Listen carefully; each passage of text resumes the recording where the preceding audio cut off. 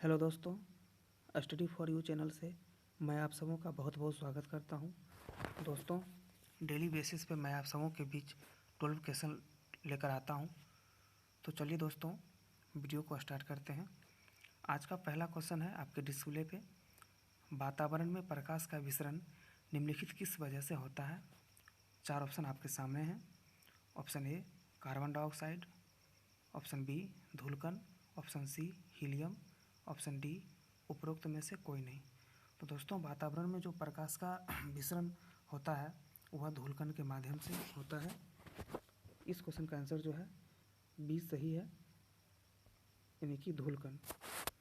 आप लोग याद रखेंगे कि वातावरण में जो प्रकाश का विसरण होता है वो धूलकण के माध्यम से होता है, और वातावरण में जो बहुत सारे धूलकण रहते हैं, गैस रहते हैं, उन्हीं के कारण जो है प्रकाश का विसरण जो है चारों दिशाओं में फैल जाती है। तो इस क्वेश्चन का आंसर जो है बी सही है।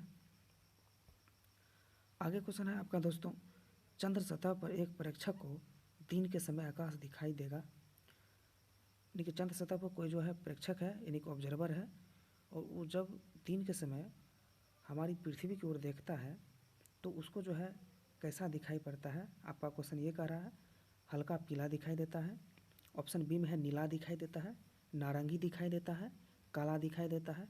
तो दोस्तों, जब कोई चंद्र सतह पर कोई प्रेक्षक खड़ा है और वो आकाश को देखेगा तो उसको आकाश जो है काला दिखाई देगा। तो इस तरह से इस क्वेश्चन का आंसर जो है डी सही है, काला। आगे बढ़ते हैं। एक गोलाकार वायु का बुलबुला किसी कांच के टुकड़े के अंतः स्थापित है। उस बुलबुले से गुजरी हुई प्रकाश की किरण के लिए यह बुलबुला किस तरह व्यवहार करता है? ऑप्शन ए है अभिसारी लेंस, ऑप्शन बी अपसारी लेंस, ऑप्शन सी समतल अभिसारी लेंस, और ऑप्शन डी समतल अपसारी लेंस। तो दोस्तों, जब कोई वायु का बुलबुला किसी कांच के टुकड़े से अंतः स्थापित होगा तो वह जो है अपसारी लेंस की भांति वह कार्य करता है। तो इस क्वेश्चन का आंसर जो है बी होगा, अपसारी लेंस। आगे बढ़ते हैं। यातायात सिग्नलों में लाल प्रकाश प्रयुक्त किया जाता है क्योंकि खून का रंग लाल होता है। ऑप्शन बी है प्राणी का रंग जो है, प्राणी यानी कि जो जीव जंतु जिसको कहते हैं, लाल रंग पहचान सकते हैं। लाल रंग सबसे कम परिक्षेपित होते हैं। लाल खतरे का प्रतीक है। तो यातायात का सिग्नल में जो लाल रंग प्रयुक्त किया जाता है, आप लोग देखे होइएगा ट्रैफिक वगैरह में जो लाल रंग दिया जाता है, खतरा का निशान भी लाल रंग दिया जाता है। तो क्यों दिया जाता है? क्योंकि लाल रंग का सबसे कम प्रक्षेपण होता है।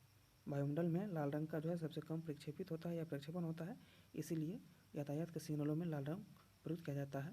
तो इस क्वेश्चन का आंसर जो है सी सही है, लाल रंग।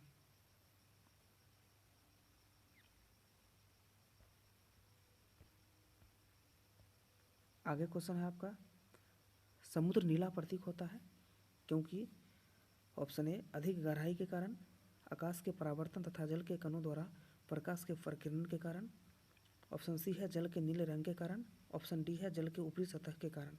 तो समुद्र जो है नीला इसलिए दिखाई पड़ता है क्योंकि आकाश के परावर्तन तथा जल के कणों द्वारा प्रकाश के प्रकीर्णन के कारण, यानी कि ऑप्शन बी इस क्वेश्चन का सही हो जाएगा। नेक्स्ट क्वेश्चन है, सूर्योदय और सूर्यास्त के समय वायुमंडल में लालिमा किस कारण छा जाती है? आप लोग देखते होइएगा कि सुबह के वक्त और सूर्यास्त के वक्त जो है सूर्य जब पूरब में जब सुबह उगती है और पश्चिम में जब अस्त होती है तो आसमान का रंग जो है कुछ लाल नज़र आता है। वो किस लिए नज़र आता है? तो प्रकाश के अपवर्तन, प्रकाश के परावर्तन, प्रकाश के परिक्षेपण, प्रकाश के प्रकीर्णन। तो दोस्तों, प्रकाश के प्रकीर्णन के कारण सूर्योदय और सूर्यास्त के समय जो वायुमंडल में लालिमा दिखाई पड़ता है। तो इस तरह से इस क्वेश्चन का आंसर जो है डी सही हो रहा है, प्रकाश के प्रकीर्णन के कारण। आगे देखते हैं, इंद्रधनुष के किस रंग का विक्षेपण अधिक होता है? बैगनी, पीला, लाल, नीला। तो इंद्रधनुष में 7 रंग होते हैं और सातों रंग में जो है बैगनी रंग का विक्षेपण जो है वायुमंडल में अधिक होता है। इस तरह से 7 का आंसर जो है ए सही हो रहा है, बैगनी। आप लोग याद रखेंगे कि बैगनी का रंग जो है वायुमंडल में ज़्यादा प्रसारित होता है। नेक्स्ट है आपका, तारे आकाश में वास्तव में जितनी ऊंचाई पर होते हैं वे उससे अधिक ऊंचाई पर प्रतीत होते हैं। इसकी व्याख्या किसके द्वारा की जाती है? वायुमंडलीय अपवर्तन के कारण, प्रकाश के विक्षेपण के द्वारा, पूर्ण आंतरिक परावर्तन, प्रकाश का विवर्तन। तो तारे आकाश में वास्तव ऊंचाई से जितनी ऊंचाई पर होते हैं वे उससे अधिक ऊंचाई पर इसलिए दिखाई देते हैं क्योंकि वायुमंडल में अपवर्तन के कारण। तो इस क्वेश्चन का आंसर जो है बी सही हो जाएगा, वायुमंडल में अपवर्तन के कारण। दोस्तों ये जो क्वेश्चन है ये कुछ उस सिक्के वाली क्वेश्चन से मिलता जुलता है। जब आप किसी बाल्टी में कोई सिक्का को रखते हैं तो अपने तल से थोड़ा सा ऊपर उठा हुआ प्रतीक होता है, किसके कारण? तो प्रकाश के अपवर्तन के कारण। तो यहाँ पर तारे वाला बात आ जाएगा, तो आप याद रखें कि वायुमंडल अपवर्तन के कारण तारे जो है आकाश में वास्तव ऊंचाई से थोड़ा सा ऊंचाई पर नजर आता है। आगे देखते हैं, सूखा बालू चमकीला क्यों दिखाई देता है जबकि गीला बालू धूतहीन होता है? ऐसा इसलिए होता है, आपके सामने 4 ऑप्शन है। यह एक प्रकाशीय भ्रम है, इसका कारण परावर्तन है, इसका कारण अपवर्तन है, इसका कारण प्रकीर्णन है। तो दोस्तों आप देख रहे हैं क्वेश्चन है कि सूखा बालू जो है चमकीला इसलिए दिखाई देता है क्योंकि ये जो है बी नंबर जो आपका ऑप्शन है इसका कारण परावर्तन होता है, और परावर्तन के कारण जो है सूखा बालू जो है हमेशा चमकीला दिखाई पड़ेगा जबकि गीला बालू द्युतिहीन दिखाई देगा। तो इस क्वेश्चन का आंसर जो है बी सही है, प्रकाश का परावर्तन के कारण। इस क्वेश्चन में बहुत सारे कन्फ्यूजन एग्जाम में हो जाते हैं, तो आप लोग याद रखेंगे कि प्रकाश के परावर्तन के कारण जो है सूखा बालू चमकीला दिखाई देता है जबकि गीला बालू जो है द्युतिहीन होता है। आगे देखते हैं, पेरिस्कोप बनाने में निम्नलिखित में से कौन सा एक प्रयुक्त होता है? मतलब कौन सा दर्पण जो है या लेंस है जो पेरिस्कोप बनाने में प्रयुक्त होता है? तो ऑप्शन है आपके सामने आपतल लेंस, अवतल दर्पण, समतल दर्पण, इनमें से कोई नहीं। तो दोस्तों पेरिस्कोप बनाने में समतल दर्पण का प्रयोग किया जाता है, तो इस क्वेश्चन आपका आंसर सही हो जाएगा सी, समतल दर्पण।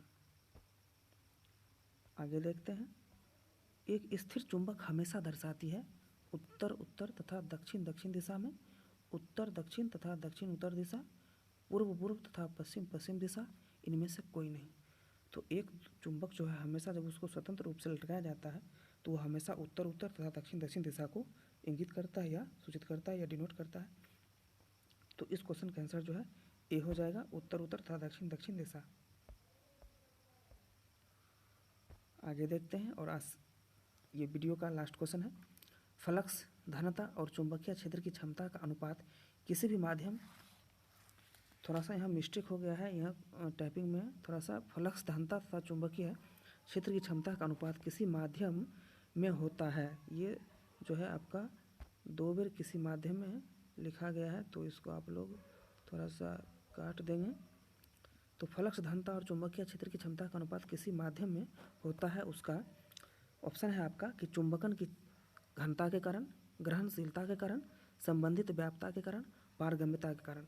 तो दोस्तों पारगम्यता के कारण जो है फ्लक्स घनता और चुंबकीय क्षेत्र की क्षमता का अनुपात जो है किसी भी माध्यम में होता है। तो इस क्वेश्चन का आंसर जो है डी सही है, पारगम्यता।